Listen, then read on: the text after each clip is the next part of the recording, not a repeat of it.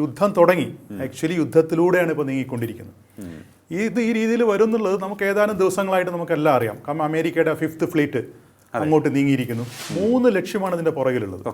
ഒന്ന്, ഈ സൈനിക ശക്തി തകർക്കുക. സൈനിക ശക്തി ഇറാന്റെയും അതുപോലെ ഇറാൻ വഴി പ്രോക്സികൾക്ക് കിട്ടുന്ന സൈനിക ശക്തി അതിനെ പൂർണ്ണമായും തകർക്കുക. ഇപ്പോൾ ഭരിക്കുന്ന ഈ സംവിധാനം, ഈ ആയത്തുള്ള ഖൊമൈനിയുടെ നേതൃത്വത്തിലുള്ള ഭരണ സംവിധാനം നിലനിൽക്കുന്നിടത്തോളം കാലം ഈ ത്രെട്ട് ഇനിയും വന്നുകൊണ്ടേയിരിക്കും. അപ്പോൾ അടിസ്ഥാനപരമായിട്ട് ആ റിജിം ഇല്ലാതാക്കുക, ഇറാനില്ല ഭരണം മാറ്റുക. റഷ്യയൊക്കെ ഇപ്പോൾ കൊറിയ വഴിയൊക്കെ ഒരു എയർ ഡിഫൻസ് സിസ്റ്റം സപ്ലൈ ചെയ്തിട്ടുണ്ട് എന്നൊക്കെ കേൾക്കുന്നുണ്ട്. അത് എത്രമാത്രം അത് വസ്തുതാപരമാണെന്നുള്ളത് നമുക്കറിയില്ല. എന്നിരുന്നാലും ആ എയർ ഡിഫൻസ് സിസ്റ്റം തകർക്കുന്നതിനുള്ള ഒരു സമയം മാത്രമേ ഉള്ളൂ ഈ എയർക്രാഫ്റ്റ് അറ്റാക്ക് നടക്കാൻ വേണ്ടിയിട്ട്. നിങ്ങളൂടെ ഏറ്റെടുക്കണം. അത് ആർക്കെതിരെ? ഖൊമൈനിക്കെതിരെയുള്ള യുദ്ധത്തിൽ ഇറാനിയൻ ജനത കൂടി പങ്കാളികളാവണമെന്ന് ഒരു മണിക്കൂർ മുമ്പേ പറഞ്ഞതേ ഉള്ളൂ. നെതന്യാഹുവിൻ്റെ മെസ്സേജ് ഉണ്ട്. ശക്തമായ ആക്രമണം ചെറിയ പീരിയഡിൽ നടത്തി എല്ലാ ലക്ഷ്യവും നേടിയെടുക്കുക. അതെ, അല്ലാതെ ഉക്രൈൻ വാർ പോലെ ഇറാന്റെ ഭൂമി പിടിച്ചെടുക്കണം എന്നുള്ള ആഗ്രഹം ഇറാനോ ഈ പറഞ്ഞ ഇസ്രായേലിനോ അമേരിക്കയ്ക്കോ ഒന്നുമില്ല.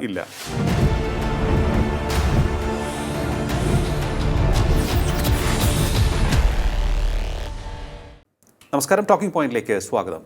പശ്ചിമേഷ്യ വലിയ യുദ്ധത്തിലേക്ക് നീങ്ങുകയാണോ? അമേരിക്കയും ഇസ്രായേലും സംയുക്തമായി ഇറാനെ ആക്രമിച്ചു. ഇറാനും തിരിച്ചടിച്ചുകൊണ്ടിരിക്കുകയാണ്. എങ്ങോട്ടാണ് കാര്യങ്ങൾ നീങ്ങുന്നത് പരിശോധിക്കാൻ നമുക്ക് നമ്മോടൊപ്പം ചേരുകയാണ് പ്രതിരോധ രംഗത്തെ വിദഗ്ധൻ, ഇന്ത്യൻ നാവികസേനയുടെ മുൻ ഉദ്യോഗസ്ഥനുമായ ശ്രീ ബാബു പ്രദീപ്. നമസ്കാരം സർ, ടോക്കിംഗ് പോയിന്റിലേക്ക് സ്വാഗതം. നമസ്കാരം. പശ്ചിമേഷ്യ വീണ്ടും ഒരു യുദ്ധത്തിലേക്ക് നീങ്ങുകയാണ് എന്ന് വേണം കരുതാൻ. ആക്രമണം ഇപ്പോൾ തുടങ്ങിക്കഴിഞ്ഞു. അമേരിക്കയും ഇസ്രായേലും സംയുക്തമായ ആക്രമണമാണ് നടത്തിയിരിക്കുന്നത്. അത് അവർ പറയുകയും ചെയ്തിട്ടുണ്ട്. എങ്ങനെയാണ് അങ്ങ് ഈ സാഹചര്യത്തെ വിലയിരുത്തുന്നത്? എത്രത്തോളം ഗുരുതരമായ ഒരു സ്ഥിതിവിശേഷത്തിലേക്കാണ് കാര്യങ്ങൾ പോകുന്നത്?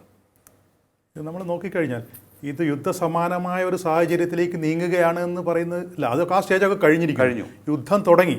ആക്ച്വലി യുദ്ധത്തിലൂടെയാണ് ഇപ്പോൾ നീങ്ങിക്കൊണ്ടിരിക്കുന്നത്. ഈ രീതിയിൽ വരും എന്നുള്ളത് നമുക്ക് ഏതാനും ദിവസങ്ങളായിട്ട് നമുക്കെല്ലാം അറിയാം. കാരണം അമേരിക്കയുടെ 5th ഫ്ലീറ്റ് അങ്ങോട്ട് നീങ്ങിയിരിക്കുന്നു. അത് 5th ഫ്ലീറ്റ് അമേരിക്കയുടെ വൺ ഓഫ് ദ ലാർജസ്റ്റ് ഫ്ലീറ്റാണ്. അതിനകത്തൊരു 12-14 ഷിപ്പുകളുണ്ട്. ഒരു എയർക്രാഫ്റ്റ് കാരിയർ, അതിന് USS അബ്രഹാം ലിങ്കൺ ഉണ്ട്. അതുപോലെ USS ഹെറാൾഡ് തുടങ്ങിയുള്ള 2 എയർക്രാഫ്റ്റ് കാരിയർ ഉൾപ്പെടെ ഏകദേശം 50-ലധികം വിമാനങ്ങളെ ക്യാരി ചെയ്യാൻ വരുന്ന ഷിപ്പുകളാണ്. അപ്പോൾ വലിയ സന്നാഹത്തോടെ തന്നെയാണ് അമേരിക്ക അവിടെ പോയിരിക്കുന്നത്. അപ്പോൾ വെറുതെ ഒന്നും ഇത്തരം ഒരു സന്നാഹം ഏർപ്പെടുത്തി ഇത്രയും ദൂരത്തേക്ക് ഒരു ഫ്ലീറ്റിനെ അയക്കില്ല. അപ്പോൾ തീർച്ചയായിട്ടും ഒരു യുദ്ധമുണ്ടാവും എന്ന് എല്ലാവർക്കും ഉറപ്പായിരുന്നു. അതനുസരിച്ച് ഇറാനും ശരിയായ രീതിയിൽ അതിൻ്റെ പ്രതിരോധ പ്രവർത്തനങ്ങൾ നടത്തിയിരുന്നു. അവരെ കൊണ്ട് സാധിക്കുന്ന രീതിയിൽ അവർ തയ്യാറെടുപ്പ് നടത്തിയിട്ടുണ്ട്. ഇറാൻ നേരിട്ടും അല്ലാതെ അവരുടേതായിട്ടുള്ള പ്രോക്സി, ഹിസ്ബുള്ള, ഹുദീസ് തുടങ്ങിയിട്ടുള്ള പ്രോക്സികൾ ഉപയോഗിച്ചൊക്കെ അവരെല്ലാം തയ്യാറായി നിൽക്കുകയായിരുന്നു. അതുകൊണ്ടാണ് ഇന്ന് ഒരു ഇസ്രായേൽ ഒരു ആക്രമണം നടത്തിയപ്പോൾ വളരെ ചുരുങ്ങിയ സമയം കൊണ്ട് അതിശക്തമായ രീതിയിൽ ഈ മറ്റെന്താ പറയുക, കുവൈത്ത്, അതുപോലെയുള്ള ജോർദാൻ തുടങ്ങിയിട്ടുള്ള ബഹ്റൈൻ തുടങ്ങിയുള്ള സ്ഥലങ്ങളിലുള്ള US ബേസുകൾ ആക്രമിക്കാൻ അവർക്ക് പറ്റിയത്. ഒരു നിമിഷം, വളരെ ചുരുങ്ങിയ സമയമേ എടുത്തുള്ളൂ.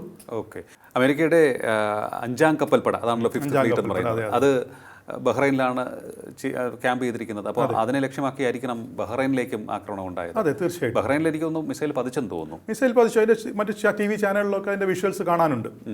മിസൈൽസ് പതിച്ചു കഴിഞ്ഞു. വലിയ തോതിൽ അലർട്ട് ടോണൊക്കെ മുഴങ്ങുന്നുണ്ട്.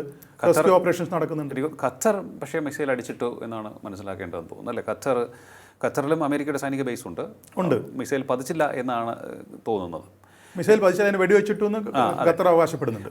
ഇത്തരത്തിൽ ഇത് അടുത്തൊരു സ്റ്റേജിലേക്ക് എന്തായിരിക്കാം നമ്മൾ പ്രതീക്ഷിക്കേണ്ടത്? നെക്സ്റ്റ് സ്റ്റേജ് എന്തായിരിക്കാം? ഇത്തരത്തിൽ ഇപ്പോൾ ഇസ്രായേലും അമേരിക്കയും മിസൈലാണ് പ്രയോഗിച്ചത്, തിരികെയും മിസൈൽ പ്രയോഗിക്കുന്നു. ഇനിയൊരു വ്യോമ യുദ്ധത്തിലേക്ക്, അതായത് ഫൈറ്റർ ജെറ്റുകളെ ഉപയോഗിച്ചുകൊണ്ടുള്ള യുദ്ധത്തിലേക്ക് ഉടൻ അതിവേഗം നിൽക്കും. ഇത്ര മിസൈലുകൾ ആക്രമിച്ചുകൊണ്ട് ഇപ്പോൾ കഴിഞ്ഞ തവണ ഇസ്രായേൽ ആക്രമണത്തിൽ തന്നെ ഈ ഇറാന്റെ ഒരു വിധത്തിലുള്ള എയർ ഡിഫൻസ് സിസ്റ്റം ഒക്കെ തകരാറിലായിട്ടുണ്ട്. പിന്നെ റഷ്യയൊക്കെ ഇപ്പോൾ കൊറിയ വഴിയൊക്കെ ഒരു എയർ ഡിഫൻസ് സിസ്റ്റം സപ്ലൈ ചെയ്തിട്ടുണ്ട് എന്നൊക്കെ കേൾക്കുന്നുണ്ട്. അത് എത്രമാത്രം അത് വസ്തുതാപരമാണെന്നുള്ളത് നമുക്കറിയില്ല. എന്നിരുന്നാലും ആ എയർ ഡിഫൻസ് സിസ്റ്റം തകർക്കുന്നതിനുള്ള ഒരു സമയം മാത്രമേ ഉള്ളൂ ഈ എയർക്രാഫ്റ്റ് അറ്റാക്ക് നടക്കാൻ വേണ്ടിയിട്ട്. അത് ചിലപ്പോൾ മിക്കവാറും ഇന്നോ അല്ലെങ്കിൽ നാളെയോ സംഭവിക്കാവുന്ന ഒരു സാഹചര്യത്തിലാണ്. അത്ര അടുത്ത വേഗത്തിൽ നടക്കും. എനിക്ക് തോന്നുന്നു അമേരിക്കയും ഇസ്രായേലും ഉറപ്പിച്ചു കഴിഞ്ഞിരിക്കുകയാണ്. ഇസ്രായേൽ കൃത്യമായ വിവരങ്ങൾ ശേഖരിച്ചിട്ടുണ്ടാകണം. അമേരിക്ക എല്ലാ സന്നാഹവുമായി വന്നു. ഇനിയിപ്പോൾ അവർക്ക് തങ്ങളുടെ ആക്രമണത്തെ ചെറുത്ത് നിൽക്കാൻ വലിയ ശേഷിയൊന്നും ഇറാൻ ഉണ്ടാവില്ല എന്നുള്ളൊരു അനുമാനത്തിലേക്ക് ഈ 2 ശക്തികളും എത്തിക്കഴിഞ്ഞു എന്ന് വേണം മനസ്സിലാക്കാൻ, അല്ലേ? തീർച്ചയായിട്ടും. കഴിഞ്ഞ തവണ ഈ കഴിഞ്ഞ വർഷം ഇതുപോലെ ഇറാൻ ഇസ്രായേൽ കോൺഫ്ലിക്റ്റ് ഉണ്ടായി. അന്നത്തോടെ ഇറാൻ്റെ ഒരു ശക്തി എന്താണെന്ന് പാശ്ചാത്യ രാജ്യങ്ങൾക്കെല്ലാം വ്യക്തമായി. ഇറാൻ്റെ ലിമിറ്റ് എന്താണ്, അവർ ഡ്രോൺ ഉപയോഗിച്ച് അല്ലാന്നുണ്ടെങ്കിൽ ഈ മിസൈൽസ് ഉപയോഗിച്ച് ഈ രണ്ട് രീതിയിൽ ആക്രമണം നടത്താനുള്ള ശേഷി മാത്രമേ ബേസിക്കലി ഇറാനുള്ളൂ. അപ്പോൾ അത് വലിയൊരളവ് വരെ അന്ന് അവർക്ക് തടയാൻ പറ്റിയിട്ടുണ്ട്. മിസൈൽ ലോഞ്ചേഴ്സ്, ഈ പോർട്ടബിൾ മിസൈൽ ലോഞ്ചേഴ്സിനെ ഡിക്റ്റേറ്റ് ചെയ്ത് അറ്റാക്ക് ചെയ്ത് ഡിസ്ട്രോയ് ചെയ്യാനുള്ള ഒരു ബുദ്ധിമുട്ടുകൊണ്ടാണ് അവർക്ക് കുറേ അത് റിട്ടൈൻ ചെയ്യാൻ പറ്റിയിരിക്കുന്നത് ഇപ്പോഴും. പക്ഷേ അത് കണക്കാക്കിക്കൊണ്ടാണ് അപ്പോൾ അവരുടെ സൈനിക ശേഷിയെക്കുറിച്ച് പൂർണ്ണമായ ഒരു അസസ്മെൻറ്റ് നടത്തിയതിന് ശേഷമാണ് ഇപ്പോഴും ഈ അറ്റാക്കിന് വേണ്ടി തുനിഞ്ഞിട്ടുള്ളത്. അപ്പോൾ അതിനെ ഓവർകം ചെയ്യാനുള്ള സകല സന്നാഹങ്ങളും ഒരുക്കി കഴിഞ്ഞു ഓൾറെഡി. അപ്പോൾ ഇതിൽ നിന്നൊരു പിന്നോട്ട് പോക്ക് ഇനി ഉണ്ടാവും എന്നുള്ളത് നമുക്ക് യാതൊരു രീതിയിലും വിചാരിക്കാൻ സാധ്യതയില്ല. വേറൊന്ന് ചോദിച്ചോട്ടെ സാർ, ഈ ഉപരോധം കഴിഞ്ഞ കുറേ വർഷങ്ങളായി നേരിട്ടുകൊണ്ടിരിക്കുകയാണ് ഇറാൻ. അതുകൊണ്ട് തന്നെ റഷ്യ രഹസ്യമായി എത്തിക്കുന്ന ആയുധങ്ങൾ, അതുപോലെ ഉത്തര കൊറിയയുടെ സഹായം, ചൈന ചിലപ്പോൾ എത്തിച്ചിരിക്കാം അവരുടേതായിട്ടുള്ള ആയുധങ്ങളും. ഇതിനപ്പുറത്തേക്ക് ഒരു സൈന്യത്തെ നവീകരിക്കുന്ന പ്രവൃത്തിയിലേക്ക് ഇത് വലിയ തോതിൽ ഇറാന് കഴിഞ്ഞ കുറേ വർഷങ്ങളായി പോകാൻ സാധിച്ചിട്ടില്ല എന്ന് വേണം കരുതാൻ, അല്ലേ? ഇല്ല, അത് പ്രധാനമായിട്ടും അവർ ഫോക്കസ് ചെയ്തത് മിസൈൽ ഡെവലപ്മെൻറ്റ് ആൻഡ് ഡ്രോൺസിനെ ഡെവലപ്പ് ചെയ്യാന്നുള്ള രീതിയിൽ. അപ്പോൾ മിസൈൽ ടെക്നോളജി ഇപ്പോൾ നമ്മൾ ആ പശ്ചിമേഷ്യ നോക്കിക്കഴിഞ്ഞാൽ അതിൽ ഏറ്റവും ശക്തമായിട്ടുള്ളൊരു മിസൈൽ സംവിധാനം ഉള്ളത് ഇറാനാണ്. അവരുടെ ഫോക്കസ് മുഴുവൻ അതിലായിരുന്നു. അതിലും ന്യൂക്ലിയർ വാർഹെഡ്സ് കയറി ചെയ്യാൻ പറ്റുന്ന മിസൈൽസ് വരെയുണ്ട്. അതിനോടനുബന്ധിച്ച് അവർ ന്യൂക്ലിയർ വെപ്പൺസ് ഉണ്ടാക്കാനുള്ള ശ്രമം നടത്തിക്കൊണ്ടിരിക്കുന്നു. അപ്പോൾ അന്ന് അത്ര ന്യൂക്ലിയർ യുറേനിയം സൂക്ഷിച്ചു വെച്ചുള്ള 2 സ്ഥലങ്ങളിലാണ് അന്ന് ഈ സ്റ്റെൽത്ത് B-3 ബോംബേഴ്സ് ഉപയോഗിച്ചിട്ട് അമേരിക്ക അറ്റാക്ക് നടത്തിയത്, തകർത്തത്. അന്നത്തോടൊക്കെ ആ ഒരു ന്യൂക്ലിയർ ത്രെട്ട് അവസാനിക്കുമെന്ന് ഒരു പക്ഷേ അമേരിക്ക കരുതിയിട്ടുണ്ടാവും. പക്ഷെ അത് വിജയകരമല്ല എന്നാണ് അത് വിജയകരമായില്ല എന്നാണ് നമ്മളിപ്പോൾ മനസ്സിലാക്കേണ്ടത്. കാരണം അതുകൊണ്ടാണ് വീണ്ടും ആ ന്യൂക്ലിയറിൻ്റെ പേര് പറഞ്ഞ് ഇപ്പോൾ വീണ്ടും ആക്രമണം നടക്കുന്നത്. അപ്പോൾ അന്നത്തെ നമ്മൾ അമേരിക്ക ഉദ്ദേശിച്ച രീതിയിൽ ആ ന്യൂക്ലിയർ തകർക്കാൻ പറ്റിയിട്ടില്ല എന്ന് വേണം നമ്മൾ മനസ്സിലാക്കുക. അപ്പോൾ അത്തരം വാറഡുകൾ ഈ മിസൈലിൽ ഘടിപ്പിച്ചു കഴിഞ്ഞാൽ വലിയ തോതിലുള്ള പ്രഹരശേഷി ഇറാനുണ്ടാവും. അപ്പോൾ എന്തായാലും ഒന്നുറപ്പാണ്, അവരുടെ ആ ഒരു ആണവായുധ വികസനം പൂർണ്ണതോതിൽ എത്തിയിട്ടുണ്ടാവില്ല. ആണവ സമ്പുഷ്ടീകരണം ഒരു ആയുധ നിർമ്മാണത്തിലേക്ക് എത്തിയിട്ടില്ല. അത് എത്തുന്നത് അടിയന്തരമായി തടയണം എന്നുള്ളൊരു ലക്ഷ്യം കൂടി ഉണ്ടായിരിക്കും. കഴിഞ്ഞ തവണ ഒരു മാസത്തിനകം ഒരായുധം ഉണ്ടാക്കാൻ പറ്റും എന്നൊരു ചിന്ത വന്നതുകൊണ്ടാണ് ഇസ്രായേൽ പെട്ടെന്ന് ആക്രമിച്ചത്. അപ്പോൾ തൽക്കാലം ഒരു പക്ഷേ അതിനെ തടയാൻ പറ്റിയിട്ടുണ്ടെങ്കിലും ഇപ്പോൾ വീണ്ടും അതേ ഒരു സ്റ്റേജിലോട്ട് അവർ എത്തിയിട്ടുണ്ട് എന്ന് അമേരിക്ക അറ്റ്ലീസ്റ്റ് പറയുന്നു, അല്ലെങ്കിൽ അവർ വിശ്വസിക്കുന്നു. ഇറാൻ ഇത്തരത്തിലൊരു ആയുധം വികസിപ്പിക്കുകയാണെന്നുണ്ടെങ്കിൽ, ആണവായുധം വികസിപ്പിക്കുകയാണെന്നുണ്ടെങ്കിൽ വൾണറബിൾ ആയിട്ടുള്ള ഒരു ഭരണ സംവിധാനം, അവർക്ക് ഒരുപാട് പ്രോക്സികൾ, ഈ പ്രോക്സികളെ ഒരു വിധത്തിലും പക്വതയില്ലാത്ത ആളുകളാണ് നയിക്കുന്നത്. അതുകൊണ്ട് തന്നെ അവരുടെ കയ്യിലേക്കൊക്കെ തന്നെ ഈ ആണവായുധം എത്തിപ്പെട്ട് കഴിഞ്ഞാൽ ലോകം നേരിടാൻ പോകുന്ന ഒരു ഭയാനകമായ അവസ്ഥ അതുകൂടി ഇതിൻ്റെ ഒരു മറുവശമായി ഉണ്ട്. അത് നമ്മൾ കാണണം. തീർച്ചയായിട്ടും അത് ലോകത്തിന് തന്നെ ഒരു ഭീഷണിയായിരിക്കുന്ന ഒരു അവസ്ഥ. ഇപ്പോൾ ഇറാനിലെ ഭരണാധികാരിയായിട്ടുള്ള ആയത്തുള്ള ഖൊമേനിക്ക് ഈ പ്രോക്സികളുടെ മേലിൽ നല്ല നിയന്ത്രണമുണ്ട്. പക്ഷേ അദ്ദേഹത്തിന് പ്രായമായി. ഇനി അദ്ദേഹത്തിൻ്റെ അടുത്ത തലമുറക്കാർക്ക് ഇത് എത്രമാത്രം ഈ നിയന്ത്രണം മുന്നോട്ട് കൊണ്ടുപോകാൻ പറ്റും എന്നുള്ളത് നമുക്ക് വിശ്വസിക്കാൻ പറ്റില്ല. അപ്പോൾ ഇവരൊക്കെ സ്വതന്ത്ര സംഘടനകളായിട്ട് സ്വന്തം നിലയ്ക്ക് തീരുമാനങ്ങളെടുത്ത് മുന്നോട്ട് പോയി എന്തും കാണിക്കാൻ പറ്റുന്ന ഒരു സാഹചര്യത്തിലോട്ട് മാറാം. അത് ലോക സമാധാനത്തിന് വളരെ ഭീഷണിയാണ്. ഇസ്രായേലിനും അമേരിക്കയും മറ്റു പല രാജ്യങ്ങൾക്കും അതൊരു ഭീഷണിയാണ്. അറേബ്യൻ രാജ്യങ്ങൾക്ക് വരെ ഭീഷണിയാണ്. ഈ ആണവ പോർമന വെച്ചുകൊണ്ടുള്ള ഒരു വിലപേശൽ എന്ന് പറഞ്ഞാൽ അതിനൊരു ലിമിറ്റില്ല. അത് ഏത് അറ്റം വരെയും പോകാൻ പറ്റും. അതുപോലെ തന്നെ ഈ പ്രോക്സികളെ അടിച്ചമർത്തേണ്ടത് അല്ലെങ്കിൽ ഇല്ലായ്മ ചെയ്യേണ്ടത് ലോകത്തിൻ്റെ ആവശ്യം കൂടിയാണെന്ന് തോന്നുന്നു. പലരും ആ രീതിയിലുള്ള വിലയിരുത്തലുകൾ നടത്തി കഴിഞ്ഞിട്ടുണ്ട്. കാരണം പലപ്പോഴും ഈ ട്രേഡ്, നമ്മുടെ ഈ വാണിജ്യ കപ്പലുകൾ നീങ്ങുന്നത്, ചരക്ക് കപ്പലുകളൊക്കെ തന്നെ നീങ്ങുന്ന ആ ഒരു പാതയെ തകർക്കുവാനും ആ കപ്പലുകളെ ആക്രമിക്കുവാനും എപ്പോഴും ഇവർക്ക് സാധിച്ചേക്കും. ആ തന്ത്രപ്രധാനമായിട്ടുള്ള ഒരു പൊസിഷൻ ഹോൾഡ് ചെയ്യാൻ അവർക്ക് ഇപ്പോഴും സാധിക്കുന്നുണ്ട്. അതുകൊണ്ട് തന്നെ ഈ ഇറാൻ സൈന്യത്തെ തകർക്കുക, അവിടുത്തെ ഭരണകൂടത്തെ മാറ്റുക, അതിനോടൊപ്പം തന്നെ ഈ പ്രോക്സികളെയും തകർക്കുക, ഈ ലക്ഷ്യങ്ങൾ ഉണ്ടാകില്ലേ അമേരിക്കയ്ക്കും ഇസ്രായേലിനും? വളരെ വ്യക്തമാണ്. അത് വ്യക്തമായിട്ട് അവർ പറഞ്ഞിട്ടുണ്ട്. 3 ലക്ഷ്യമാണ് ഇതിൻ്റെ പുറകിലുള്ളത്. ഒന്ന്, ഈ സൈനിക ശക്തി തകർക്കുക. സൈനിക ശക്തി ഇറാൻ്റെയും അതുപോലെ ഇറാൻ വഴി പ്രോക്സികൾക്ക് കിട്ടുന്ന സൈനിക ശക്തി അതിനെ പൂർണ്ണമായും തകർക്കുക.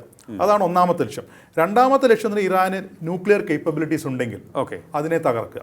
മൂന്നാമത്തെ ലക്ഷ്യം എന്ന് പറഞ്ഞാൽ ഇതൊക്കെ തകർത്തു കഴിഞ്ഞാലും ഈ ഇപ്പോൾ ഭരിക്കുന്ന ഈ സംവിധാനം, ഈ ആയത്തുള്ള ഖൊമേനിയുടെ നേതൃത്വത്തിലുള്ള ഭരണ സംവിധാനം നിലനിൽക്കുന്നിടത്തോളം കാലം ഈ ത്രെട്ട് ഇനിയും വന്നുകൊണ്ടേയിരിക്കും. അപ്പോൾ അടിസ്ഥാനപരമായിട്ട് ആ റിജിം ഇല്ലാതാക്കുക, ഇറാനിലെ ഭരണം മാറ്റുക, അതാണ് ഇവരുടെ ആത്യന്തികമായ ലക്ഷ്യം. അത് നേടിയിട്ട് മാത്രമേ യുദ്ധം അവസാനിപ്പിക്കുള്ളൂ എന്ന ലക്ഷ്യത്തിലാണ് അവർ വന്നിരിക്കുന്നത് എന്നാണ് നമുക്ക് മനസ്സിലാക്കേണ്ടത്. എനിക്ക് തോന്നുന്നു ഇറാനകത്ത് ആഭ്യന്തര കലാപം ശക്തമായിട്ടുണ്ട്. അതിനെയൊക്കെ അടിച്ചമർത്തി ഭരണകൂടം മുന്നോട്ട് പോകുന്നുണ്ട്. അല്ല, ഇന്നിപ്പോൾ നെതന്യാഹുവിൻ്റെ ഒരു സ്റ്റേറ്റ്മെന്റ് ഉണ്ട്, നിങ്ങൾ കൂടെ ഏറ്റെടുക്കണം, ഇറാനിയൻസ് കൂടെ ഈ യുദ്ധത്തിൽ പങ്കാളികളാവണം, നിങ്ങളൂടെ ഏറ്റെടുക്കണം. അത് ആർക്കെതിരെ? ഖൊമേനിക്കെതിരെയുള്ള യുദ്ധത്തിൽ ഇറാനിയൻ ജനത കൂടി പങ്കാളികളാവണം എന്ന് ഒരു മണിക്കൂർ മുമ്പേ പറഞ്ഞതേ ഉള്ളൂ. നെതന്യാഹുവിൻ്റെ മെസ്സേജ് ഉണ്ട്. അപ്പോൾ അവരെ കൂടെ കോൺഫറൻസിൽ എടുത്തുകൊണ്ട് ഖൊമേനി ഭരണത്തെ മാറ്റുക.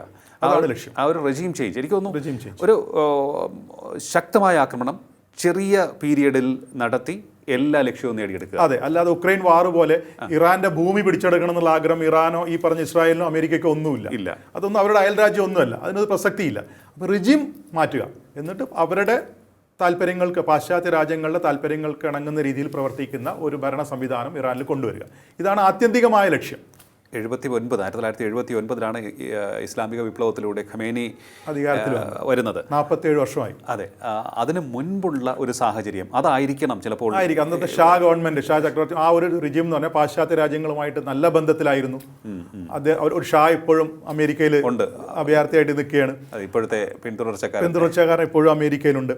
അപ്പോൾ അവരുമായിട്ടൊക്കെ നല്ല ബന്ധമായിരുന്നു. അതിനുശേഷം ഖൊമേനിയുടെ നേതൃത്വത്തിലുള്ള ഇസ്ലാമിക വിപ്ലവത്തിലൂടെ അധികാരത്തിൽ വന്നെങ്കിലും ഒരു 10 വർഷത്തോളം ഖൊമേനി വലിയ തോതിൽ ഭരണകാര്യങ്ങൾ ഇടപെട്ടില്ല.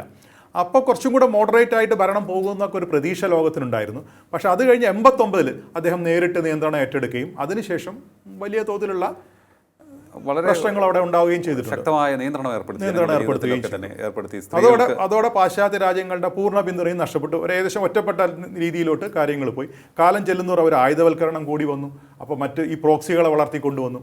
അത് ലോകത്തെ പല രാജ്യങ്ങൾക്കും ഭീഷണിയാവണം എന്നുള്ള ഒരു തോന്നൽ പാശ്ചാത്യ രാജ്യങ്ങൾക്കൊക്കെ വന്നു. അപ്പോൾ നിയന്ത്രിക്കാൻ പറ്റുന്നില്ല. കഴിഞ്ഞ തവണ ഇസ്രായേൽ ഇറാനെ ആക്രമിച്ചപ്പോഴും റിജിം ചേഞ്ചിനോട് അമേരിക്ക അനുകൂലമായിരുന്നില്ല. കാരണം അതുകൊണ്ടാണ് ആ രീതിയിൽ ടാർഗറ്റ് ചെയ്യാതിരുന്നത്. അവരുടെ ശക്തി കുറയ്ക്കുക എന്ന് മാത്രമേ അമേരിക്ക അക്കാലത്ത് ഉദ്ദേശം ഉണ്ടായിരുന്നുള്ളൂ. പക്ഷേ ഇപ്പോൾ ആ ചിന്താഗതി അമേരിക്കയിൽ മാറിയിരിക്കുന്നു. വേറൊന്ന് ചോദിച്ചോട്ടെ, ഇപ്പോൾ ഈ ഉപരോധത്തിൻ്റെയൊക്കെ തന്നെ പേരിൽ അവിടുത്തെ ജനങ്ങളുടെ ജീവിതം വല്ലാതെ ദുസ്സഹമായിട്ടുണ്ടെന്ന് തോന്നുന്നു. കാരണം സാമ്പത്തികമായി പ്രശ്നം ഉണ്ടാകുമ്പോൾ ജനങ്ങൾ അത് നേരിട്ട് അനുഭവിക്കുന്നത്. ഭരിക്കുന്നവർ എന്തായാലും പ്രശ്നമൊന്നുമില്ലാതെ മുന്നോട്ട് പോകും. വേറൊന്നുകൂടി, ഈ ഉപരോധത്തിൻ്റെ പേരിൽ നേരത്തെ ഞാൻ ചോദിച്ചിരുന്നു, അതായത് മിസൈൽ ആണ് ഡെവലപ്പ് ചെയ്തിരിക്കുന്നത്. പക്ഷേ ഈ വ്യോമസേന അതുപോലെ തന്നെ മറ്റ് സൈനിക ഉപകരണങ്ങളുടെ കാര്യത്തിലൊക്കെ തന്നെ അവർ വളരെ പിന്നിലാണെന്ന് തോന്നുന്നു. വളരെ ദുർബലമാണ് പ്രതിരോധശേഷി. ഈ എയർ ഡിഫൻസ് സിസ്റ്റം ഇപ്പോൾ എന്തോ ഞാൻ പറഞ്ഞു, നേരത്തെ പറഞ്ഞ പോലെ റഷ്യയുടെ എന്തോ ഒരു സഹായത്തോടെ തന്നെ അത് അവർക്ക് കിട്ടിയോ അതുണ്ടോ എന്നുള്ള കാര്യം നമുക്ക് അറിഞ്ഞുകൂടാ. പക്ഷേ അല്ലെങ്കിൽ അവരുടെ എയർ ഡിഫൻസ് സിസ്റ്റം ഒക്കെ വളരെ പരിതാപകരമാണ്. കഴിഞ്ഞ തവണ നമ്മൾ കണ്ടു, ഇസ്രായേലി എയർക്രാഫ്റ്റുകൾ വളരെ കൂളായിട്ടാണ് അവിടെ കാർപ്പറ്റ് ബോംബിംഗ് ആണ് നടത്തിയത്. ഒന്നും പ്രതിരോധിക്കാൻ പറ്റില്ല. എയർ ഡിഫൻസ് സിസ്റ്റം തകർന്നാലാണ് എയർക്രാഫ്റ്റുകൾക്ക് ഫ്രീ ആയിട്ട് പോയിട്ട് അറ്റാക്ക് നടത്താൻ പറ്റുക. ആ രീതിയിലാണ് കഴിഞ്ഞ തവണ ഇസ്രായേൽ അവിടെ ആക്രമണം നടത്തി. നമ്മൾ കണ്ടതാണത്. പ്രതിരോധിക്കാൻ അവരെ കയ്യിൽ ഈ ഡ്രോൺസും ഈ മിസൈൽസ് മാത്രമേ ഉണ്ടായിരുന്നുള്ളൂ. ഇപ്പോഴും അത് തന്നെയാണ് സ്ഥിതി. ഇനിയിപ്പോൾ ഖമേനി സുരക്ഷിതനാണ് എന്നാണ് ഇറാൻ്റെ ഭാഗത്തു നിന്നുള്ള അറിയിപ്പ് വന്നിട്ടുള്ളത്. എന്താണ് അത്തരത്തിൽ മാധ്യമ റിപ്പോർട്ടുകൾ, ഇറാൻ്റെ മാധ്യമം റിപ്പോർട്ട് ചെയ്തിരിക്കുന്നത് അങ്ങനെയാണ്. അവരുടെ പ്രസിഡന്റും സുരക്ഷിതനാണെന്ന് പറഞ്ഞിട്ടുണ്ട്. അപ്പോൾ ഇത്തരത്തിൽ അവരെയൊക്കെ തന്നെ സുരക്ഷിത കേന്ദ്രത്തിലേക്ക് മാറ്റി എത്ര നാൾ പിടിച്ചു നിൽക്കാൻ സാധിക്കുമെന്നുള്ള വേറൊരു കാര്യങ്ങളുണ്ട്. ഒരു വാസ്റ്റ് രാജ്യമാണല്ലോ ഇറാൻ എന്ന് പറയുന്നത്. അപ്പോൾ ഈ സൈന്യത്തിൻ്റെ ശക്തി തകർക്കുക, റെജീം ചേഞ്ചിലേക്ക് പോവുക, അതിനൊപ്പം തന്നെ ഈ മർമ്മപ്രധാന സ്ഥാനത്തിരിക്കുന്നവരെയൊക്കെ തന്നെ ഇവർക്ക് പിടികൂടേണ്ടത് കൂടിയില്ലേ? അല്ല, അവരെ പിടിക്കുകയോ വധിക്കുകയോ ചെയ്യുക എന്നുള്ള ഉദ്ദേശം ഇവർക്കുണ്ടായിരിക്കാം. പക്ഷെ അത് പൂർണ്ണമായി നടപ്പാക്കാൻ പറ്റുമെന്നുള്ളത് നമുക്ക് ഇപ്പോൾ പറയാൻ പറ്റില്ല. പക്ഷെ ഒരു കാര്യം, ഇപ്പോൾ ഖൊമേനിയെ പിടിക്കുക അല്ലെങ്കിൽ ഈ ബന്ധപ്പെട്ട ഭരണാധികാരികളെ വധിക്കുക അല്ലെങ്കിൽ അവരെ തടവിലാക്കുക, അതങ്ങനെ ചെയ്തില്ലെങ്കിൽ കൂടി അവരെ ഭരണത്തിൽ നിന്ന് മാറ്റാൻ പറ്റും. അവർ ഒളിവിൽ പോകാം. അവർക്ക് അണ്ടർഗ്രൗണ്ടിൽ ഇപ്പോൾ ഉസാമ ബിൻ ലാദൻ പോയതുപോലെ അവർക്ക് ഒളിവിൽ പോകാം. വലിയൊരു രാജ്യമാണ്, എവിടെ വേണമെങ്കിലും ഒളിവിൽ താമസിക്കാം. അല്ലെങ്കിൽ ആ രാജ്യത്ത് തന്നെ പലായനം ചെയ്തിട്ട് വേറെ ഉത്തര കൊറിയ പോലുള്ള രാജ്യങ്ങളിലോട്ട് പോകാൻ പറ്റും. അങ്ങനെ അത് വേണമെങ്കിൽ ചെയ്യാം. പക്ഷെ ഭരണം മാറ്റുക എന്നുള്ളതാണ് പ്രധാനപ്പെട്ട ലക്ഷ്യം. അത് നടപ്പാക്കുന്നത് തന്നെയാണ്, അതിനുള്ള തയ്യാറെടുപ്പോടെ തന്നെയാണ് ഇപ്പോൾ ഈ സന്നാഹങ്ങളെല്ലാം ഒരുക്കിയിരിക്കുന്നത്. അത് നടപ്പിൽ വരുമെന്ന് തന്നെയാണ് നമ്മൾ ഊഹിക്കേണ്ടത്. പക്ഷേ അതിൽ ഉപരിയായിട്ട് ഇവരെ തടവിലാക്കാനോ ഇവരെ വധിക്കാനോ പറ്റുമോ എന്നുള്ള കാര്യം നമുക്കിപ്പോൾ പറയാൻ പറ്റും. വേറൊന്നുകൂടി ഞാൻ ചോദിച്ചോട്ടെ, ഇപ്പോൾ ഇവർ ഈ അമേരിക്കൻ സൈനിക താവളം ആക്രമിക്കുകയാണ്, ഈ ബഹ്റൈനിലെ ആണെങ്കിലും ഖത്തറിലെ ആണെങ്കിലും ഒക്കെ തന്നെ കുവൈറ്റിലെ ആണെങ്കിലും. പക്ഷേ അതിനപ്പുറത്തേക്ക് ഒരു കണ്ണി കണ്ടവരെല്ലാം തന്നെ ആക്രമിക്കുന്ന തരത്തിലേക്ക് ഇറാൻ ഏതെങ്കിലും തരത്തിൽ പോകുമോ? പരാജയ ഭീതിയിലാണെങ്കിൽ പോലും ഞങ്ങൾ തോക്കൻ മുനയിൽ നിർത്തി വിലപേശുന്ന തരത്തിലേക്ക് പോകുന്നു എന്നുള്ള രീതിയിൽ അവർ പോകും. അല്ല, ആ രീതിയിലോട്ട് പോകാനുള്ള ശേഷിയില്ലല്ലോ. ഈ മിസൈൽ ഉപയോഗിച്ചിട്ടുള്ള മിസൈലുകളുടെ എണ്ണം ലിമിറ്റഡാണ്. 2000-3000 മിസൈലുകൾ കാണും. അതിൽ ഇന്ന് 50 മുതൽ 75 വരെ മിസൈൽ പ്രയോഗിച്ചെന്നാണ് ഇസ്രായേൽ പറഞ്ഞിട്ടുള്ളത്. അപ്പോൾ അതിൻ്റെ എണ്ണം ലിമിറ്റഡാണ്. എത്ര ദിവസം ഇത്ര മിസൈലുകൾ ഉപയോഗിക്കാൻ പറ്റും? പിന്നെ മിസൈലുകൾ ഉപയോഗിച്ച് ഒരു പെർട്ടിക്കുലർ സ്പോട്ടിൽ ഡാമേജ് ഉണ്ടാക്കാന്നല്ലാതെ വലിയ തോതിൽ എയർക്രാഫ്റ്റുകൾ നടത്തുന്ന പോലെ വലിയ തോതിൽ ക്ലസ്റ്റർ ബോംബിങ്ങോ കാർപ്പറ്റ് ബോംബിങ്ങോ ഒന്നും നടത്താൻ പറ്റില്ല. ഒരു പെർട്ടിക്കുലർ സ്പോട്ടിൽ അറ്റാക്ക് ചെയ്യാം, അതിന് സറൗണ്ടിങ് ആയിട്ടുള്ള കുറച്ച് ഏരിയ നശിപ്പിക്കാം. അല്ലാതെ വ്യാപകമായിട്ട് ഒരു കാരണം നമ്മുടെ കുറേ ആൾക്കാർ അവിടെ, നമ്മുടെ അല്ല ഏത് രാജ്യത്തെ ജനങ്ങളാണെങ്കിൽ തന്നെയും. പക്ഷേ നമുക്ക് ഒരു പ്രത്യേക കൺസേൺ ഉള്ളത് പശ്ചിമേഷ്യയിൽ അല്ലെങ്കിൽ ഗൾഫ് മേഖലയിലൊക്കെ തന്നെ ഒട്ടേറെ മലയാളികൾ ഉൾപ്പെടെയുള്ള ഇന്ത്യക്കാരുണ്ട്. അവരുടെ ജീവിത ഉപാധി അവിടുത്തെ ജോലിയാണ്. അപ്പോൾ അത്തരത്തിലുള്ള ആളുകളുടെ എല്ലാം തന്നെ ജീവിതം ഒരു സ്തംഭനാവസ്ഥയിലേക്ക് ഇപ്പോൾ നിലവിൽ പോയിട്ടുണ്ടാകാമെന്ന് തോന്നുന്നു. ഗൾഫ് രാജ്യങ്ങളിലൊക്കെ തന്നെ ഒരു അടിയന്തരാവസ്ഥ പ്രഖ്യാപിച്ചതുപോലെയാണെന്ന് തോന്നുന്നു. അതെ, അത് ബുദ്ധിമുട്ടുണ്ട്. കാരണം വിമാനങ്ങൾ നിരന്തരം ചെതറിപ്പാഞ്ഞു പോവാണ്. എവിടെയാണ് മിസൈൽ വന്ന് പതിക്കുക എന്നറിയില്ല. കാരണം ഒരു മിസൈൽ ഒരു ലക്ഷ്യം വെച്ചാണ് പോകുന്നത്. അതിന് ഇന്റർസെപ്റ്റ് ചെയ്യുമ്പോൾ ആ മിസൈൽ പിന്നെ എവിടെ വീഴും നമുക്ക് പറയാൻ പറ്റില്ല. അത് ചിലപ്പോൾ അവർ ചിലപ്പോൾ ഒരു മിലിറ്ററി ടാർഗറ്റ് ആയിരിക്കും ഉദ്ദേശിച്ചിട്ടുണ്ടാവുക. പക്ഷേ അതിന് ഇന്റർസെപ്റ്റ് ചെയ്താൽ അത് ചിലപ്പോൾ ജനവാസ മേഖലയിലായിരിക്കും വീഴുന്നത്. അപ്പോൾ അത്തരം പ്രശ്നങ്ങളുണ്ട്. ഡ്രോണുകളും അതുപോലെ തന്നെ. അപ്പോൾ ആ സിവിലിയൻസിനെ തീർച്ചയായിട്ടും ബാധിക്കും. അപ്പോൾ അവർ അലേർട്ടായിരിക്കണം. ബങ്കറുകൾ പോകേണ്ടി വരും, അവർക്ക് വീട്ടിൽ നിന്ന് പുറത്തിറങ്ങേണ്ട നിർദ്ദേശങ്ങളൊക്കെ വരും. അവർക്ക് ഏതൊരു രാജ്യത്തും യുദ്ധം രണ്ട് രാജ്യത്തിന് പട്ടാളം തമ്മിലാണ് യുദ്ധം എന്നുണ്ടെങ്കിലും അൾട്ടിമേറ്റ്ലി സഫറർ എന്ന് പറയുന്ന അവിടുത്തെ ജനങ്ങളാണ്. അതിനകത്തൊരു സംശയം വേണ്ട. സർ, മറ്റൊന്ന്, ഈ യുദ്ധത്തിൻ്റെ സാഹചര്യം കൂടി നമുക്കൊന്ന് വിലയിരുത്തേണ്ടതുണ്ടെന്ന് തോന്നുന്നു. ഇതിപ്പോൾ ആണവ സമ്പുഷ്ടീകരണം ഒരു പരിധി കടന്ന് മുന്നോട്ട് പോകുന്നു, ആണവ ആയുധ നിർമ്മാണത്തിലേക്ക് അവർ പോകുന്നു എന്നുള്ളതിനപ്പുറത്തേക്ക് ഇതിന് പിന്നിൽ ഏതെങ്കിലും തരത്തിലുള്ള രാഷ്ട്രീയ കാരണമുണ്ടോ എന്നറിയാൻ താല്പര്യമുണ്ട്. ഈ യുദ്ധത്തിൻ്റെ സാഹചര്യത്തെക്കുറിച്ചൊന്ന് പറയാമോ? ഇത് കുറച്ച് നാളായിട്ട് ഇറാനെതിരെ ഇങ്ങനെ പറഞ്ഞുകൊണ്ടിരിക്കും. പക്ഷെ എന്നാൽ ഇത്ര പെട്ടെന്നൊരു സൈനിക നീക്കം ഉണ്ടാകാനുള്ള പെട്ടെന്നുള്ളൊരു സാഹചര്യം ഒന്നും ഉണ്ടായിട്ടില്ല. കഴിഞ്ഞ തവണ ഇസ്രായേൽ അറ്റാക്ക് ചെയ്തത് അവിടെ അവർ ഒരു മാസത്തിനകം അവർക്കൊരു ന്യൂക്ലിയർ വെപ്പൺ ഉണ്ടാക്കാനുള്ള കേപ്പബിലിറ്റി ഇറാൻ ആർജിച്ചു കഴിഞ്ഞു എന്നൊരു വാർത്ത കിട്ടിയപ്പോഴാണ് കഴിഞ്ഞ തവണ ഉണ്ടായത്. ഇത്തവണ അത്തരം വാർത്തകളൊന്നും നമ്മളാരും ശ്രദ്ധയിൽപ്പെട്ടിട്ടില്ല. പിന്നെ ഇതിനകത്ത് രാഷ്ട്രീയ കാരണങ്ങളുണ്ട്. ഓരോ രാജ്യത്തും സംഭവിക്കുന്ന ഡൊമസ്റ്റിക് ആയിട്ടുള്ള പ്രശ്നങ്ങൾ പോലും ഇത്തരം അന്താരാഷ്ട്ര പ്രശ്നങ്ങളിലേക്ക് ഉള്ള വ്യാപനമായിട്ട് കണക്കാക്കാം. ഇപ്പോൾ അമേരിക്കയിൽ നമ്മൾ നോക്കിക്കഴിഞ്ഞാൽ ട്രംപിന് വളരെയധികം ജനപ്രീതി കുറഞ്ഞു വരുന്ന ഒരു കാലഘട്ടമാണ്. അദ്ദേഹം പ്രതിരോധത്തിലാണ്. ഇപ്പോൾ ഇലക്ഷൻ വരികയാണ്. അവിടെ ഡെമോക്രാറ്റ്സ് അദ്ദേഹത്തിൻ്റെ എതിർ പക്ഷത്തുള്ള ആൾക്കാർ അവരുടെ പാർലമെൻറ്റിലോട്ട് ഭൂരിപക്ഷം നേടുന്ന ഒരു സാഹചര്യമാണ് അവിടെ നിലവിലുള്ളത്. ഇദ്ദേഹം കൊണ്ടുവരുന്ന താരിഫ് നിയമങ്ങളൊക്കെ അവിടുത്തെ സുപ്രീം കോടതി തള്ളുന്നു. അപ്പോൾ ഒരു വിജയം അനിവാര്യമാണ് അദ്ദേഹത്തിന്. ഞാൻ എത്തിക്കഴിഞ്ഞ ഒരു മാസത്തിനകം ഉക്രൈനിയൻ യുദ്ധം അവസാനിപ്പിക്കുമെന്ന് പറഞ്ഞ് അദ്ദേഹത്തിന് അതൊന്നും ചെയ്യാൻ പറ്റിയില്ല. നോബൽ സമ്മാനം കിട്ടുമെന്ന് പറഞ്ഞു, അത് കിട്ടിയില്ല. ഇന്ത്യ പാകിസ്ഥാൻ യുദ്ധം അവസാനിപ്പിച്ച് താനാണെന്ന് പറഞ്ഞു, ഒടുക്കം പരിഹാസനായത് പാകിസ്ഥാൻ പോലും അംഗീകരിക്കാത്ത സ്ഥിതിയിലോട്ട് അത് വന്നു. അപ്പോൾ ആ രീതിയിൽ അദ്ദേഹത്തിൻ്റെ ജനപ്രീതി വളരെ കുറഞ്ഞു വരികയാണ്. അപ്പോൾ ഒരു വിജയം അദ്ദേഹം ആഗ്രഹിക്കുന്നുണ്ടാവാം, അതിനൊരു സാധ്യതയുണ്ട്. ഇതേ സ്ഥിതി തന്നെ നെതന്യാഹുവിനും ഉണ്ട്.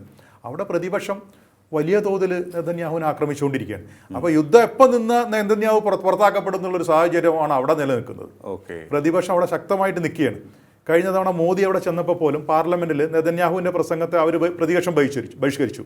എന്നിട്ട് അതിനെ തുടർന്ന് മോദി പ്രസംഗിക്കുമ്പോൾ അവർ തിരിച്ചു വന്നു. അവർ പറഞ്ഞു, അവിടുത്തെ പ്രതിപക്ഷ നേതാവ് പറഞ്ഞു, ഞങ്ങളുടെ എതിർപ്പ് എന്ന് പറയുന്നത് മോദിയോടല്ല, ഞങ്ങൾക്ക് നെതന്യാഹുവിനോടുള്ള പ്രതിഷേധം കൊണ്ടാണ് ഞങ്ങൾ പാർലമെൻറ്റ് ബഹിഷ്കരിച്ചത്. അതുകൊണ്ട് മോദി വന്നപ്പോൾ പ്രസംഗിക്കാൻ തുടങ്ങുമ്പോൾ ഞങ്ങൾ തിരിച്ചു വന്നു എന്ന് പറഞ്ഞു. അപ്പോൾ ആ രീതിയിൽ വലിയ തോതിലുള്ള എതിർപ്പ് അവിടെ നെതന്യാഹുവിനെതിരെയുണ്ട്. നെതന്യാഹു അവിടെ പിടിച്ചു നിൽക്കുന്നത് ഈ യുദ്ധം തുടരുന്നു. അപ്പോൾ ഒരു രക്ഷകൻ ആവശ്യമാണല്ലോ. അപ്പോൾ വിജയം നെതന്യാഹുവിനും അനിവാര്യമാണ്. എനിക്ക് തോന്നുന്നു ഇസ്രായേലിൽ യുദ്ധം നടക്കുമ്പോൾ എല്ലാം മറന്ന് എല്ലാവരും ഒറ്റക്കെട്ടായി രാഷ്ട്രത്തലവന് ഒപ്പം നിൽക്കും. തീർച്ചയായിട്ടും അതാണ് അത്തരം രാജ്യങ്ങളുടെ ഗുണം. അതിപ്പോൾ പാകിസ്ഥാൻ ആയാലും ശരി, ഇസ്രായേൽ ആയാലും ശരി. അതിൽ കുറച്ചൊരു മാറ്റം കാണും. നമ്മൾ ഇന്ത്യയിൽ മാത്രമാണ് ഈ ഡിഫറൻസ് ഓഫ് ഒപ്പീനിയൻ വരുന്നത് പലപ്പോഴും. ആ മർമ്മപ്രധാനമായിട്ടുള്ള സമയത്ത് തന്നെ അത്തരത്തിലുള്ള വ്യത്യസ്തമായ അഭിപ്രായങ്ങൾ ഇന്ത്യയിൽ ഓവർ ഡെമോക്രസി എന്ന് നമുക്ക് പറയില്ല. അപ്പോൾ ഇവിടെയൊക്കെയാണ് പല സമയത്തും അങ്ങനെ വരാറുണ്ട്. അങ്ങ് പറഞ്ഞതുപോലെ ഇപ്പോൾ ഇന്ത്യൻ പ്രധാനമന്ത്രി നരേന്ദ്രമോദി ഈ സാഹചര്യത്തിൽ ഇസ്രായേൽ സന്ദർശിക്കുന്നു. അതിന് ഇതുമായിട്ട് എന്തെങ്കിലും ബന്ധമുണ്ടാകുമോ? ഇത് തടയുന്നതിനും ഇത്തരത്തിലൊരു സൈനിക നീക്കം തടയുന്നതിന് വേണ്ടിയിട്ടായിരിക്കുമോ? കാരണം എല്ലാവരുടെയും രഹസ്യാന്വേഷണ വിഭാഗം ഇൻഫർമേഷൻസ് എടുക്കുന്നുണ്ടാകണം. അല്ല, അതിനുള്ളൊരു സാധ്യത നമ്മൾ ഊഹിച്ചെടുക്കണം. കാരണം എന്താ വെച്ചാൽ ഇതൊരു വളരെ മുൻപ് പ്ലാൻ ചെയ്തിട്ടുള്ളൊരു യാത്രയല്ല മോദിയുടെ ഇസ്രായേൽ യാത്ര. അത് പോയി കഴിഞ്ഞിട്ടാണ് നമ്മൾ പലരും അറിയുന്നത് മോദി അവിടെ എത്തി എന്നുള്ളത്. അല്ല, അതിന് മുമ്പ് ഒരു പ്രചാരണം അതിന് കിട്ടിയിട്ടില്ല. രണ്ടാമത് അവിടെ ചെന്നിട്ട് പ്രത്യേകിച്ച് എന്തെങ്കിലും കരാറുകളോ അല്ലെങ്കിൽ എന്തെങ്കിലും ഒരു കാര്യമോ നടന്നതായിട്ടൊന്നും റെക്കോർഡ് ചെയ്യപ്പെട്ടിട്ടില്ല. പ്രത്യേകിച്ച് ഒരു ഉദ്ദേശം വ്യക്തമാക്കപ്പെട്ടില്ല. ഈ യുദ്ധം നടക്കും എന്നുള്ളത് ഉറപ്പായിരുന്നു. അമേരിക്കൻ ഇത്രയും വലിയ ഫോഴ്സ് കൊണ്ട് അങ്ങോട്ട് നീങ്ങിയപ്പോൾ യുദ്ധം നടക്കും എന്നുള്ളത് എല്ലാവർക്കും അറിയാവുന്ന ഒരു കാര്യമാണ്. അപ്പോൾ ആ സാഹചര്യത്തിലാണ് മോദി അവിടെ പോകുന്നത്. ഒരു പക്ഷേ നമുക്ക് ഊഹിക്കാം, ഇത് ഒരു പക്ഷേ ഇങ്ങനൊരു യുദ്ധം നടക്കും. അപ്പോൾ അത് ഏതെങ്കിലും രീതിയിൽ ആ യുദ്ധം തടയാൻ പറ്റുമോ, യുദ്ധം ഉണ്ടാവാതിരിക്കാൻ ശ്രമിക്കും. ഒരുപക്ഷെ അത് ഇപ്പോൾ ഇറാൻ്റെ ഭാഗത്തുനിന്നോ അല്ലെങ്കിൽ റഷ്യയുടെ ഭാഗത്തുനിന്നോ ഒക്കെ ഇന്ത്യയോട് ഒരുപക്ഷെ അഭ്യർത്ഥിച്ചിട്ടുണ്ടായിരിക്കാം ഒന്ന് പരിശ്രമിക്കാൻ വേണ്ടിയിട്ട്. അതൊന്നും വ്യക്തമല്ല, സാധ്യതകളിലോട്ടാണ് നമ്മൾ ചിന്തിക്കുന്നത്. അപ്പോൾ ആ രീതിയിലുള്ള ഒരു ഇടപെടൽ നടത്താനായിരിക്കുമോ മോദി പോയത്? അതുകൂടാതെ ഒരു യുദ്ധം നടക്കുകയാണെങ്കിൽ സുരക്ഷിതമായി ഇറാനിലും ഗൾഫ് മേഖലയിലൊക്കെ ധാരാളം ഇന്ത്യക്കാരുണ്ട്. അപ്പോൾ ഇവരെയൊക്കെ ഒഴിപ്പിച്ചു കൊണ്ടുപോകേണ്ട ഒരു ഉത്തരവാദിത്വം കൂടെ നമ്മൾ സുരക്ഷിതമായി കൊണ്ടുവരണം. അപ്പോൾ അതിന് ഈ യുദ്ധത്തിൽ ഏർപ്പെട്ടിരിക്കുന്ന രാജ്യങ്ങളുമായി ഒരു നല്ല ബന്ധത്തിൽ പോയെങ്കിൽ മാത്രമേ ഇത് സുരക്ഷിതമായിട്ട് അവരെ ഒഴിപ്പിച്ചു കൊണ്ടുവരാൻ പറ്റുള്ളൂ. അപ്പോൾ അത്തരം കാര്യങ്ങളൊക്കെ മുന്നിൽ കണ്ടുകൊണ്ടായിരിക്കണം മോദി ഈ സമയത്ത് അവിടെ ഒരു യാത്ര നടത്തുകയെന്ന് വേണം അനുമാനിക്കാൻ. വേറൊരു കാര്യം കൂടി, എന്തായാലും ഈ ഒരു യുദ്ധം നീണ്ടു പോകണമെന്നുണ്ടെങ്കിൽ ഇറാൻ്റെ പക്ഷത്താരെങ്കിലും ഒക്കെ ചേരണം. അതിന് സാധ്യതയുള്ളത് റഷ്യയ്ക്കും ചൈനയ്ക്കും ഉത്തര കൊറിയയ്ക്കും ഒക്കെയാണ്. അത്തരത്തിൽ ഒരു സംഘം ചേർന്ന് പ്രതിരോധിക്കുന്ന തരത്തിലേക്ക് പോകാനുള്ള സാധ്യത എത്രത്തോളമുണ്ട്? അതുണ്ടാവാനുള്ള സാധ്യത വളരെ വിരളമാണ്. കാരണം എന്താ വെച്ചാൽ റഷ്യയുടെ ആഗ്രഹം, ഇപ്പോൾ അമേരിക്ക ഉക്രൈൻ വാറിൽ അമേരിക്ക ഇപ്പോൾ റഷ്യയെ ഉക്രൈനെ സപ്പോർട്ട് ചെയ്യുന്നത് ഏകദേശം നിർത്തിയിരിക്കുന്നു പൂർണ്ണമായി. അതെ, യൂറോപ്യൻ രാജ്യങ്ങളും ഇപ്പോൾ പഴയ ഉത്സാഹം കാണിക്കുന്നില്ല. അപ്പോൾ റഷ്യ അവിടെ ഏകദേശം വിജയത്തിലേക്ക് അടുത്തുകൊണ്ടിരിക്കുകയാണ്. ഉക്രൈൻ്റെ വലിയൊരു ഭാഗം പിടിച്ചടക്കി റഷ്യയോട് ചേർത്തുകൊണ്ട് യുദ്ധം അവസാനിപ്പിക്കണം എന്നാണ് റഷ്യയുടെ ലക്ഷ്യം. അതിലോട്ട് റഷ്യ വളരെ അടുത്തിരിക്കുകയാണ്. അതുപോലുള്ളൊരു യുദ്ധമല്ല ഇവിടെ ഇവർ ആഗ്രഹിക്കുന്നത്. ഇവർക്ക് ഭൂമിയിലല്ല താല്പര്യം, ആ ഗവൺമെൻറ്റിനെ തകർക്കണം എന്നുള്ളതാണ്. അപ്പോൾ റഷ്യയുടെ എല്ലാ രാജ്യങ്ങൾക്കും അവരുടേതായിട്ട് താല്പര്യങ്ങളുണ്ട്. അപ്പോൾ ഈ ഘട്ടത്തിൽ ഇത് ഒരു പക്ഷേ ഉക്രൈൻ വാറിൽ വിലപേശാനായിട്ട്, അമേരിക്കക്കെതിരെ വിലപേശാനായിട്ട് അവരത് ഉപയോഗിച്ചേക്കാം. ഓക്കെ. അപ്പോൾ ഈ സാഹചര്യത്തിൽ ഇറാന് പുറത്തുനിന്ന് സപ്പോർട്ട് കിട്ടാനുള്ള സാധ്യത വളരെ ചുരുക്കമാണ്. അധിക ദിവസം ഇറാൻ ഈ രീതിയിൽ പിടിച്ചു നിൽക്കാൻ പറ്റുമെന്ന് തോന്നുന്നില്ല. അപ്പോൾ എന്തായാലും ഈ ഏറ്റുമുട്ടൽ അത് സൈനികമായിട്ടാകുമ്പോൾ നമുക്ക് എല്ലാവർക്കും ആശങ്കയാണ്. കാരണം ജനങ്ങളുടെ ജീവനാണ് അതിലൂടെ നഷ്ടപ്പെടാനുള്ള സാധ്യത ഏറി നിൽക്കുന്നത്. ജനങ്ങളത് ഏത് രാജ്യക്കാരാണെങ്കിലും മനുഷ്യർ തന്നെയാണല്ലോ. അപ്പോൾ ഇത് എത്രയും വേഗം അവസാനിക്കണം എന്നുള്ളതാണ് നമ്മൾ ഇന്ത്യക്കാരുടെ എല്ലാം ആഗ്രഹവും ആവശ്യവും. കാരണം നമ്മുടെ വലിയൊരു വിഭാഗം ജനം ഗൾഫ് മേഖലയിൽ ജോലി ചെയ്ത് കഴിയുന്നുണ്ട്. അതൊന്ന്. രണ്ട്, ഈ ഒരു വിഷയത്തിൽ മിസൈൽ ശക്തി ക്ഷയിക്കുന്നതോടുകൂടി ഇറാൻ്റെ ചെറുത്തുനിൽപ്പും അവസാനിക്കും എന്ന് തന്നെയാണ് നമുക്ക് ഈ ചർച്ചയിലൂടെ മനസ്സിലാക്കാൻ സാധിക്കുന്നത്. മൂന്ന്, മറ്റ് രാജ്യങ്ങൾ ഒന്നും തന്നെ ഇക്കാര്യത്തിൽ ഇറാനൊപ്പം ചേർന്ന് നിന്നുകൊണ്ട് അമേരിക്കയെയും ഇസ്രായേലിനെയും പ്രതിരോധിക്കാനുള്ള സാധ്യത തുലതുച്ഛമാണ്. അതുകൊണ്ട് തന്നെ നമുക്ക് പ്രത്യാശിക്കാം എത്രയും വേഗം ഈ സൈനിക നടപടികൾ അവസാനിക്കും എന്ന്. ഇറാൻ്റെ ഭരണകൂടത്തെ മാറ്റി മറ്റൊരു ഭരണകൂടത്തെ അവിടെ സ്ഥാപിക്കുക എന്നുള്ളത് തന്നെയാകണം ഇതിൻ്റെ അടിസ്ഥാനപരമായിട്ടുള്ള ലക്ഷ്യമെന്നും ബാബു പ്രദീപ് സാർ പറഞ്ഞിരിക്കുകയാണ്. എന്തായാലും അതുതന്നെയാണ് ആഗോള നിരീക്ഷകരും ചൂണ്ടിക്കാണിക്കുന്ന ഒരേ ഒരു കാര്യം. അതിലേക്ക് തന്നെ അമേരിക്ക എത്തും എന്നുള്ള വിലയിരുത്തലാണ് പൂർണ്ണമായും വന്നുകൊണ്ടിരിക്കുന്നത്. വളരെയധികം നന്ദി സാർ, ഇത്ര സമയം ടോക്കിംഗ് പോയിന്റുമായി സംസാരിച്ചത്. ടോക്കിംഗ് പോയിന്റിൻ്റെ ഈ അധ്യായം ഇവിടെ പൂർണ്ണമാകുന്നു. ഇനി അടുത്ത എപ്പിസോഡിൽ കാണാം നമുക്ക്. നമസ്കാരം.